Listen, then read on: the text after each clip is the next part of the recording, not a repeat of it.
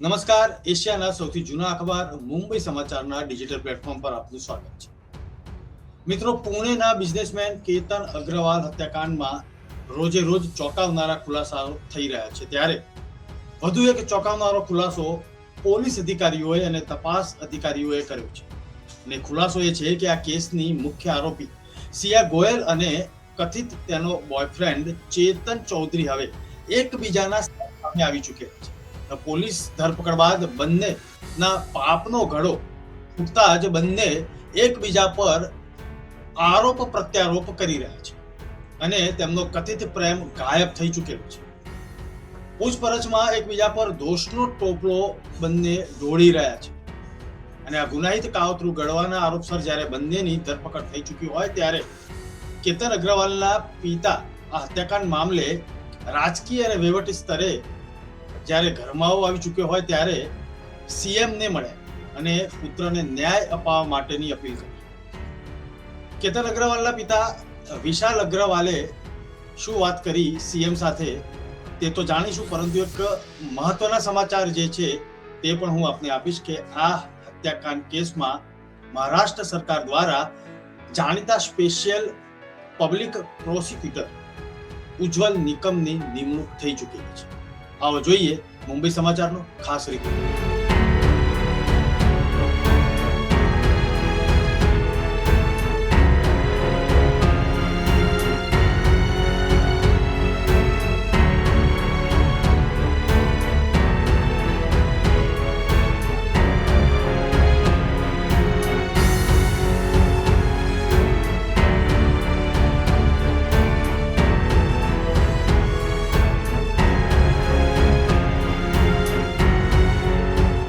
પુણેના businessman Ketan Agarwal હત્યાકાંડમાં એક મોટો વળાંક આવ્યો છે, જે આ કેસના મુખ્ય આરોપી સિયા ગોયલ અને તેનો કથિત બોયફ્રેન્ડ એકબીજા પર દોષનો ટોપલો ઢોળી રહ્યા છે. શરૂઆતમાં અકસ્માત દેખાતી આ ઘટના પાછળ સિયા અને ચેતનની ઊંડી સાજિશ હોવાનું પોલીસ તપાસમાં બહાર આવ્યું છે. પોલીસે સિયા અને ચેતનની હત્યા તેમજ ગુનાહિત કાવતરું ઘડવાના આરોપસર ધરપકડ કરી છે. પુણેમાં ચકચારી બિઝનેસમેન કેતન અગ્રવાલ હત્યાકાંડ મામલે હવે રાજકીય અને વહીવટી સ્તરે ગરમાવો જોવા મળી રહ્યો છે. પોતાના પુત્રને ન્યાય અપાવવા માટે મૃતક કેતન અગ્રવાલના પિતા વિશાલ અગ્રવાલે મહારાષ્ટ્રના મુખ્યમંત્રી દેવેન્દ્ર ફડણવીસ સાથે મુલાકાત કરી હતી. सर, मेरा तो इतना जवान बेटा गुजर गया. मेरा तो मन में है कि उन सबको कम से कम फांसी होनी चाहिए. मैंने उनसे विनती की कि कम से कम फांसी होनी चाहिए. जी, तो उन्होंने मुझे कहा है, आश्वासन दिया है कि ये मामला फास्ट ट्रैक पे लेके इसके ऊपर हो. सर, ऑलरेडी एसआईटी हो चुकी है, उनकी मुझे ऐसा बताया. इतना एक छोटा पैच लगाता था, लेकिन ये शादी से पहले ही क्लियर किया गया था, उनको सबको बताया गया. ये क्या कारण है किसी बच्चे को मारने का? अगर नहीं पसंद था तो इनकार कर देते थे ना. सर, ये तो अभी आपको जांच में पता ही चल जाएगा, क्योंकि मैं कुछ भी बोलूंगा तो वो लोग फिर उसको ये करेंगे, लेकिन जांच में ये सब कुछ पता चल रहा है. મહારાષ્ટ્ર સરકાર દ્વારા આ કેસમાં જાણીતા સ્પેશિયલ પબ્લિક પ્રોસિક્યુટર ઉજ્જવલ નિકમની નિમણૂક કરવામાં આવી છે. મુખ્યમંત્રી દેવેન્દ્ર ફડણવીસે આ જવાબદારી સોંપતા સ્પષ્ટ કર્યું છે કે આ કેસમાં પીડિત પરિવારને વહેલી તકે ન્યાય મળે તે સરકારની પ્રાથમિકતા છે. અનુભવી વકીલ ઉજ્જવલ નિકમની એન્ટ્રીથી આ કેસમાં હવે કાયદાકીય પ્રક્રિયા વધુ મજબૂત બનશે. पूरा महाराष्ट्र नहीं तो पूरा देश हिल गया. ऐसा ये जो अग्रवाल की जो हत्या हुई एक बुरी थी. और आज दोपहर को मुझे महाराष्ट्र के चीफ मिनिस्टर देवेंद्र फडणवीस जी का मुझे फ़ोन आया. उन्होंने मुझे कहा कि अग्रवाल फैमिली उनके पास मिलने को आई है और उन्होंने दरख्वास्त की है कि इस मामले में हमारी अपॉइंटमेंट स्पेशल पब्लिक प्रोसिक्यूटर की जाए. मुख्यमंत्री जी ने मुझे ये पूरा एक महाराष्ट्र को एक चैलेंज है और इसलिए उन्होंने भी मुझे दरख्वास्त की कि आप इस प्रकरण में स्पेशल पब्लिक प्रोसिक्यूटर की हैसियत से काम लें. मैंने एक चुनौती समझकर उनको हाँ कर दी, क्योंकि हमारा कानून पे विश्वास ज़्यादा है और इसलिए ये माननीय मुख्यमंत्री महोदय जी ने हमारी अपॉइंटमेंट के ऑर्डर इशू की है. अभी तक तो पुलिस इन्वेस्टिगेशन चालू है.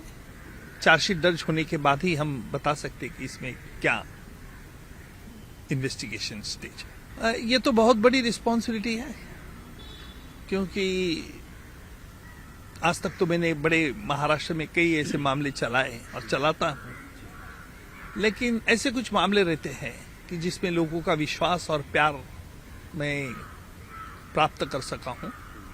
और मुख्यमंत्री जी ने हमेशा हमें ये कहा है कि हमें लगन से काम करना होगा, महाराष्ट्र में कानून बरकरार रहना चाहिए, और यही भावना से मैंने मुख्यमंत्री जी को कहा कि हाँ, मैं जरूर संभालूंगा ये काम। देखिए, अभी तो कुछ बता नहीं सकता हूं, क्योंकि बहुत प्राइमरी स्टेज है और इन्वेस्टिगेशन चल रहा है। देखो, दोनों तरफ से, लड़की के तरफ से, लड़के के तरफ से दावे प्रतिदावे कर रहे हैं।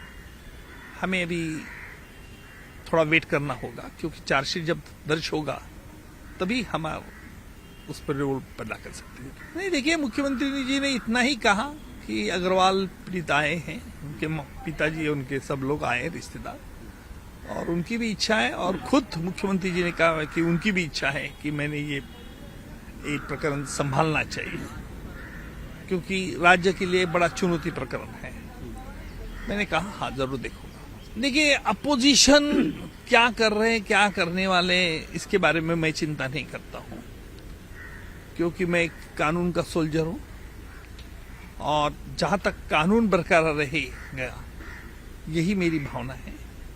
और इसीलिए मुझे लगता है कि आने वाले काल में ही हम बता सकते हैं। देखिए, दोनों ट्रस्टी ने तो रिजाइन कर दिया है, और मैं मानता हूं कि अच्छा कदम उन्होंने उठाया है, क्योंकि इन्वेस्टिगेशन अगर अच्छी तरह से करना है तो जिनके ऊपर आरोप की बुनियाद शंका है, उन्होंने तुरंत राजीनामा, रिजाइन करना, यही अच्छा होगा।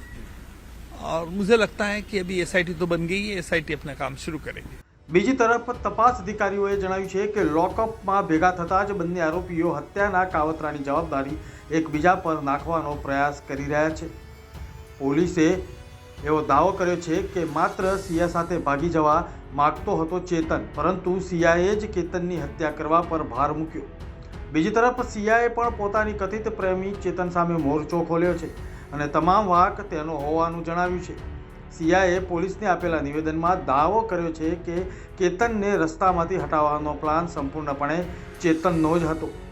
તેણે તેવો ખુલાસો પણ કર્યો છે કે તેઓ 14 જૂન 2026ના રોજ કેતનની હત્યા કરવા માંગતા હતા, પરંતુ તે પ્લાન નિષ્ફળ જતા ચેતન ખૂબ રડ્યો હતો।